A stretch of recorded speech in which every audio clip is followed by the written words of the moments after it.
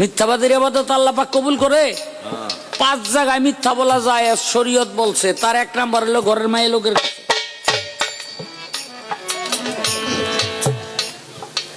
আইসেন না, আমি যা কই হাদিসের কথা। ঘরের মায়ের লোকের কাছে, কারণ এগুলি মিথ্যা মাত্রা কইয়াই ঠিকঠাক মতো বুঝে রাখতো।